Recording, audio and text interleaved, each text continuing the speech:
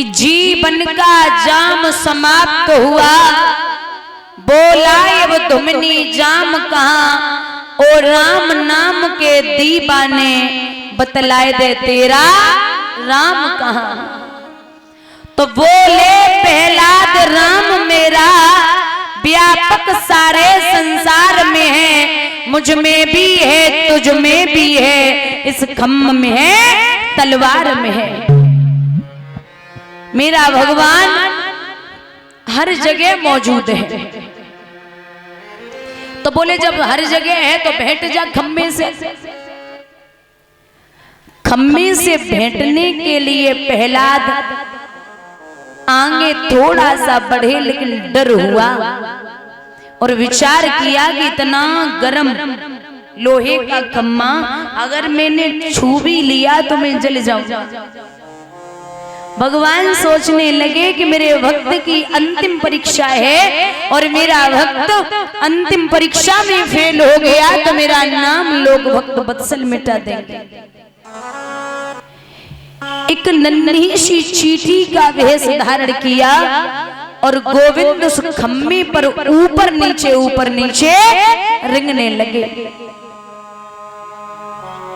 प्रहलाद की नजर जब उस खम्भे पे पहुंची तो विचार किया कि ये जरा सी चींटी नहीं जल रही है तो मेरा तो इतना बड़ा शरीर है, मैं कैसे जल जाऊंगा, और जल भी जाऊंगा मर भी जाऊंगा तो भगवान के नाम पे मरूंगा। प्रहलाद खम्भे से भेंटने के लिए तैयार हुए, उससे पहले महाराज हिरण्याकश्यप ने तलवार को चला दिया। वो तलवार प्रहलाद में न लग के खम्भे में जा लगी। चरचर की आवाज हुई, खम्भा बीच से फट गया और उसमें से नरसिंह भगवान प्रकट हो गए। बोलिए नरसिंह भगवान की। नरसिंह भगवान प्रकट हुए तो हिरण्याकश्यप को पकड़ लिया और जवाब दिया कि तू अपने वरदानों की याद कर। बुजुर्गों, वरदान मांगे थे हिरण्याकश्यप ने। पहला वरदान, न मैं ऊपर मरूं न नीचे मरूं, न मैं ऊपर मरूं न नीचे मरूं। भगवान ने घुटनों पे रख लिया। तूने कहा था न मैं दिन में मरूं न रात में मरूं। सूरज अस्त होने से 15 मिनट पहले, जिसे हम और आप संध्या बोलते हैं, भगवान उसी वक्त आई। तूने कहा था न मैं भीतर मरूं न बाहर मरूं, न तू भीतर है न बाहर है। भगवान ने बीच देहरी पे चौखट पे रख लिया। तूने कहा था न मैं अस्त्र से मरूं न शस्त्र से मरूं, न मेरे हाथ में कोई अस्त्र है न शस्त्र है। तूने कहा था न मैं जिंदा से मरूं न मुर्दा से मरूं, नाखूनों के द्वारा मारूंगा, न तो ये जिंदा होते न मुर्दा। काटोगे तो दर्द नहीं होगा न खून निकलेगा और 8 दिन बाद उतने ही बड़े फिर हो जाएंगे। और तूने कहा था कि मैं 12 महीनों में न मरूं। भगवान बोलेगा पागल है, एक बात बता जाओ, हमारी बनाई हुई दुनिया इतनी चालाक है तो हमें तू समझ ले हम कैसे होवेंगे।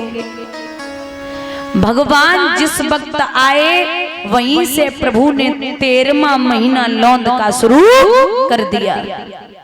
बोले मैं तुझे 12 महीनों में नहीं मार सकता। पृथ्वी आकाश तो हिलने लगे, वो महाघोर संग्राम हुआ। आखिर नरहरि के हाथों से निश्चर का काम तमाम हुआ।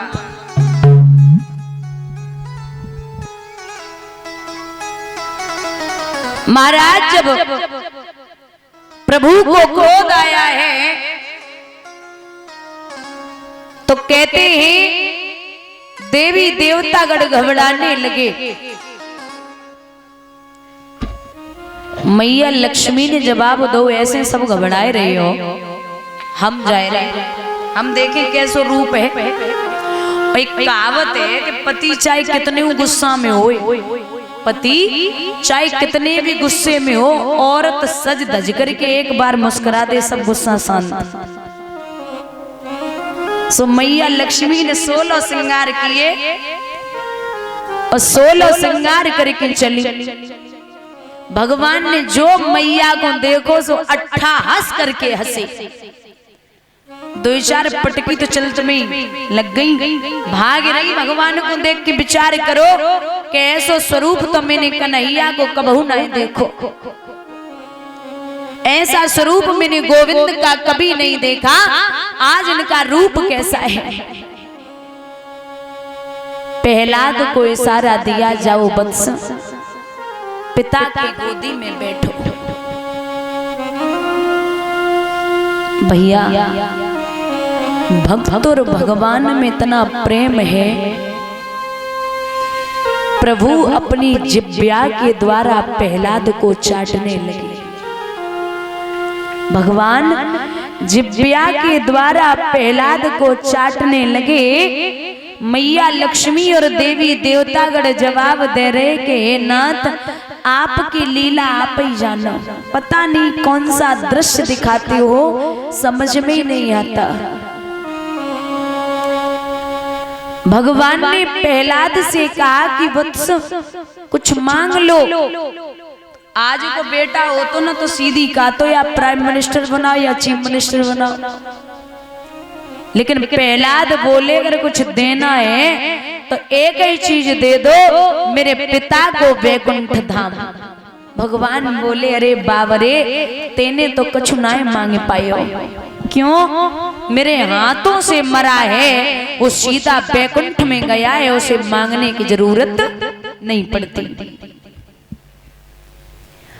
ध्यान देना, भगवान के जो बड़े बड़े नाखून हैं, उन नाखूनों में मची खुजली, वो नाखून भगवान ने उमर के वृक्ष में चुभो दिए, खुजली शांति हो गई। तो उमर के वृक्ष ने जवाब दिया कि प्रभु आपने तो नाखूनों की खुजली शांत कर ली, लेकिन मुझे कुछ नहीं दिया। भगवान बोले जो मेरा भक्त तेरे नीचे से होकर के गुजरेगा, उसका 1/4 चौथाई का भक्ति का हिस्सा तुझ में प्रवेश हो जाएगा। लेकिन अगर मेरे भक्त ने कहीं 5 बार कह दिया नरसिंह हरे नरसिंह हरे नरसिंह हरे नरसिंह हरे नरसिंह हरे, तो तुझे कुछ मिलने वाला। वरदान दिया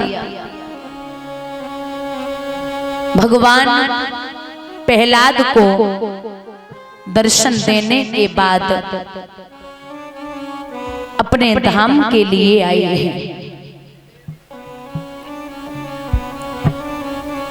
हर हर गंगा के किनारे 88,000 ऋषि बैठे हैं। वहीं पर व्यास नंदन श्री सुखदेव भगवान उत्तरानंदन परीक्षित को कथा श्रवण करा रहे हैं।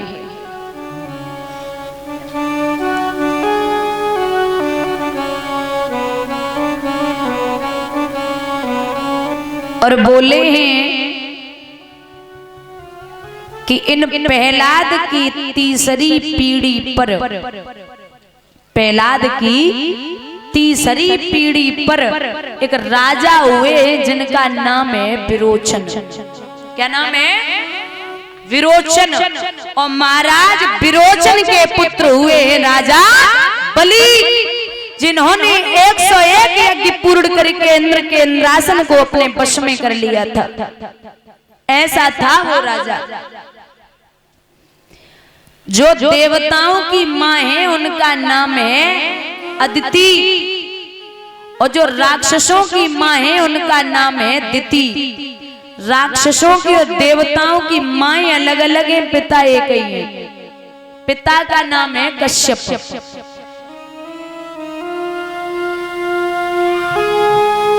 आज भी संत और विद्वान ये कहते हैं कि घर में अगर बिटिया पैदा हो ना तो माँ का असर पड़ता है, और बेटा पैदा हो तो बाप का असर पड़ता है।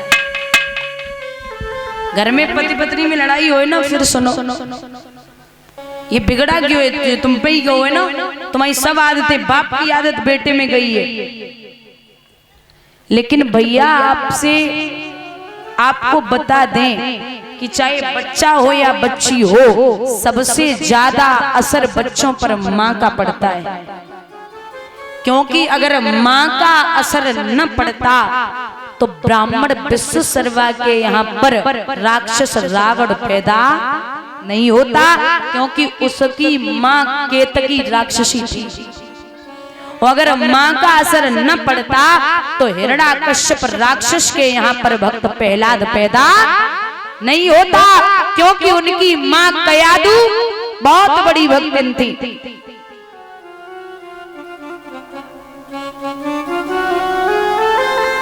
महाराज अदिति और कश्यप ने विचार किया कि ये राक्षस है, ये गद्दी पर बैठा है, तो क्या करें? तपस्या की है। और जब तपस्या की है, क्योंकि देवताओं को अगर वश में करना है तो तपस्या ही हथियार है। लिखा है दादा,